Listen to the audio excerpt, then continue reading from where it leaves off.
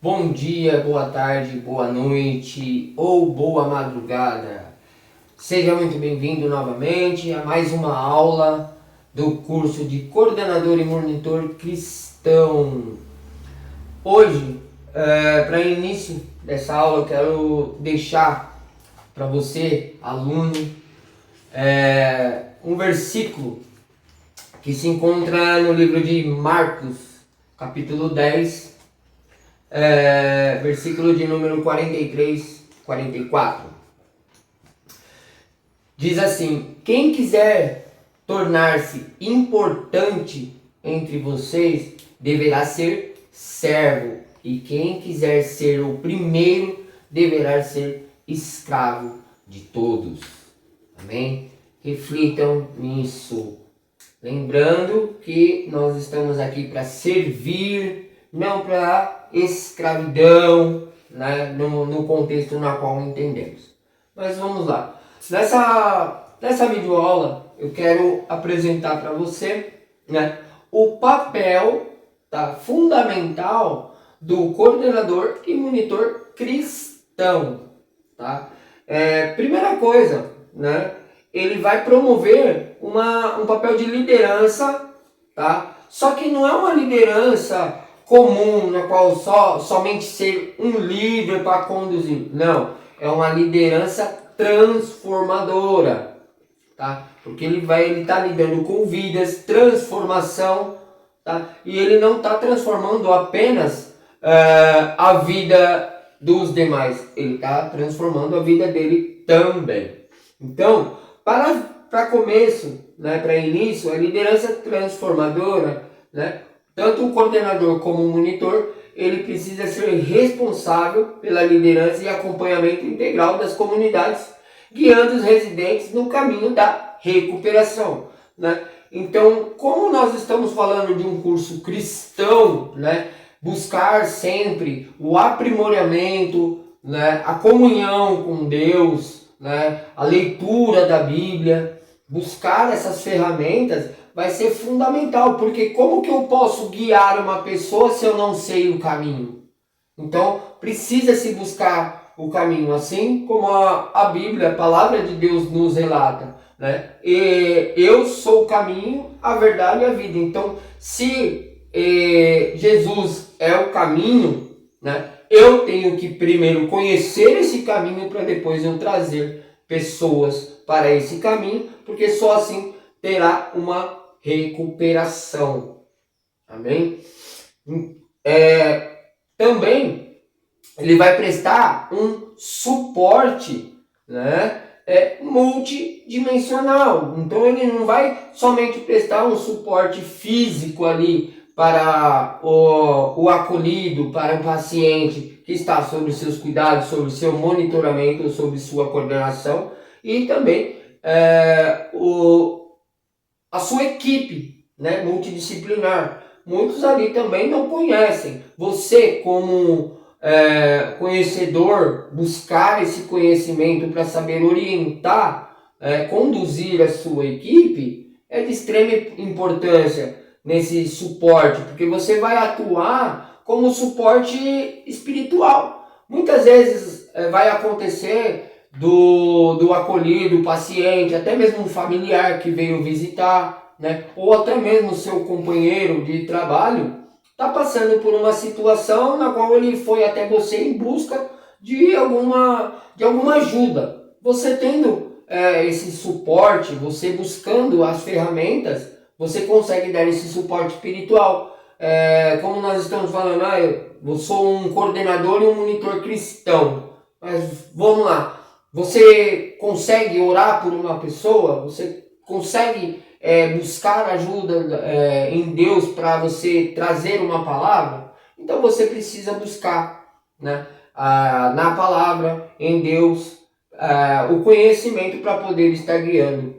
Porque você vai atuar como suporte espiritual, emocional e organizacional, oferecendo os cuidados completos, né, aos residentes, a seus familiares, a sua equipe e em todas as dimensões da vida, né? Porque nós estamos tratando não somente o físico de uma pessoa, nós estamos tratando ali, cuidando e zelando pelo físico, pelo emocional e pela parte espiritual também. Então nós precisamos ter esse conhecimento, por isso que foi desenvolvido, né, esse curso de coordenador monitor cristão, que é o grande diferencial. Ser um monitor e um coordenador, isso daí é fácil, mas a parte cristã que hoje falta, né, que é o amor que Jesus nos ensinou, é o que está faltando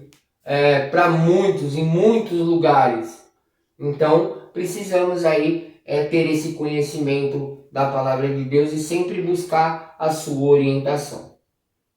O cristão, o monitor, o coordenador cristão, ele deve promover, né, um ambiente de recuperação baseados em valores cristãos, onde o acolhimento e a compaixão são pilares para a recuperação. Então, vamos lá, você precisa, né, desenvolver o carinho, a ter compaixão daquelas vidas, né, acolhimento, amor por aquilo que você faz, por aquilo que você vai fazer e principalmente amor pelas vidas. Nós não estamos falando apenas de um objeto qualquer que não tem sentimentos, não sente dor. Nós estamos falando de pessoas que, embora não estejam ali traumatizadas, endurecidas pelos acontecimentos da vida, elas têm sentimentos. E você precisa ter bastante acolhimento e compaixão para com aquelas vidas. E amor por aquilo que você vai desenvolver. Nós precisamos conhecer, né, um pouco dos fundamentos bíblicos, tá, e cristão para se atuar na terapia, né, porque nós temos aí a nossa parte, né, terapêutica, vamos dizer assim, na recuperação dos nossos pacientes, dos nossos acolhidos. Primeira coisa, temos que aprender sobre a trindade da restauração. O amor incondicional de Cristo, precisamos buscar, entender que Jesus ele tem um amor incondicional, por isso que hoje nós estamos aqui, né? O perdão que é libertador, liberta de tudo aquilo que aprisiona e sempre manter acesa aquela chama de esperança. Então é essa trindade, Jesus, né, que nos ensina a ter amor, nos ensina a perdoar e nos ensina também a ter esperança de uma vida melhor, de um futuro melhor, né? Esses valores não são apenas conceitos religiosos, teológicos, não, são forças práticas que transformam vida, né? Vamos lá, o amor ele cura feridas, né? Somente um amor pode curar a dor de uma separação, a dor de uma traição, a dor da perca de algo, a dor do luto, né? O perdão, qual que é o pilar do perdão, né? Qual que é o fundamento do perdão? O perdão, ele rompe, como que eu posso dizer, as algemas daquilo que está aprisionando aquela pessoa. Então nós precisamos ter esse conhecimento, incentivar também a buscar a prática desse perdão para poder se libertar. Muitas pessoas, né, muitos acolhidos, né, pacientes que estão hoje, né, institucionalizados, né, dentro de uma comunidade terapêutica, devido ao uso abusivo de substâncias psicoativas, por conta dessa falta de perdão, ou porque não consegue perdoar o pai, a mãe, o tio, a esposa, o próprio patrão e, acima de tudo, ele não consegue perdoar ele mesmo. Então precisa-se ter essa trindade, conhecer essa trindade da restauração, que o perdão faz parte. E, em terceiro lugar, a esperança, A esperança, ela funciona como um combustível para impulsionar a vida daquela pessoa, né? Impulsiona a mudança para um futuro melhor. Por mais que ela saiba que vai ter dificuldades, não vai ser fácil, mas se você não incentivar ela a buscar essa esperança, a manter essa esperança de uma vida de melhor, de um mundo melhor, ela vai ficar estacionada, ela vai ficar parada, ela não vai sair do lugar. E não é nosso intuito. Nosso intuito é modificar e transformar vidas através da onde? Do amor de Cristo, do perdão para com as pessoas e para conosco e a esperança. Exemplos, né? Nós temos na própria palavra de Deus, né? Exemplos claros de transformação, onde o amor, o perdão e a esperança transformou. Em primeiro lugar, assim, um exemplo mais claro foi o apóstolo Paulo, onde ele era perseguidor da igreja, né? Que se transformou, né? Ele se transformou em apóstolo, e isso demonstra que nenhuma vida está além da redenção. Temos a mulher samaritana, Zaqueu e tantos outros por aí, né? Na palavra tem várias histórias de pessoas que foram transformadas pelo amor de Cristo, né? E o amor conduziu eles a pedir o perdão, né? Zaqueu mesmo foi um, né, que ele entendeu o amor de Jesus, né? Pediu perdão, né? E ele resolveu devolver tudo aquilo que havia roubado de pessoas, possuído desonestamente. Então, transformou. Somente o amor, o perdão e a esperança transforma. E com isso, a fé da pessoa também acaba, do acolhido, do paciente, acaba aumentando, né? E ela vai operar como uma força também motivadora muito poderosa, porque somente a fé pode promover mudanças, né? E superar vícios, superar traumas, sempre acreditando que há a possibilidade de ter, né, uma vida melhor, longe de substâncias, longe de qualquer tipo de vício, qualquer tipo de dependência. Mas para isso, você, como futuro coordenador, monitor cristão, precisa buscar esse conhecimento da Trindade da restauração, buscar os conhecimentos da Palavra de Deus, da Bíblia Sagrada e sempre mantendo a sua fé em crescimento.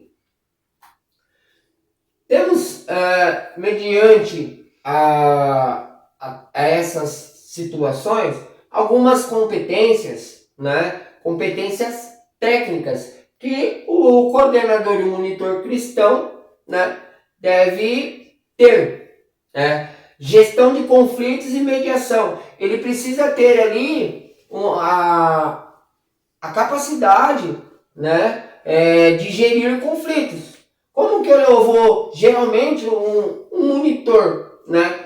Vamos falar aí, uma pessoa que não seja cristã, ela age, né, de acordo com o que ela aprendeu, ela está agindo da maneira dela. Como que ela vai gerir? Ela vai gerir um conflito gritando com os acolhidos, ou sim, empurrando um para o outro, um para um lado, outro para o outro, e isso pode gerar um transtorno. Mas nós, né, como monitores, coordenadores cristãos, nós precisamos ter essa capacidade de mediar situações tensas em grupo, promovendo o quê? O diálogo. O diálogo, parou, vem cá, vamos conversar, vamos fazer uma oração para acalmar os ânimos, né? Utilizar dessas técnicas de comunicação não violentas, porque elas são fundamentais no processo de recuperação e no desempenho. E se eu quero, né, trazer essas pessoas de volta para a verdade e para a vida, eu não posso usar de violência, seja ela verbal ou física. Eu tenho que usar o diálogo, porque é apenas o diálogo que vai acalmar os ânimos e vai transformar vidas. A segunda técnica, né, é planejar e se organizar, estruturar, organizar atividades diárias da comunidade, garantindo que será contribuída para o desenvolvimento integral dos acolhidos, dos pacientes, né, através das rotinas, né, e garantir que cada momento contribua para isso. Então, o que eu vou fazer hoje? Hoje eu preciso fazer isso, isso e isso. Vou garantir que a casa esteja assim, né, organizada, limpa, para se manter um ambiente saudável.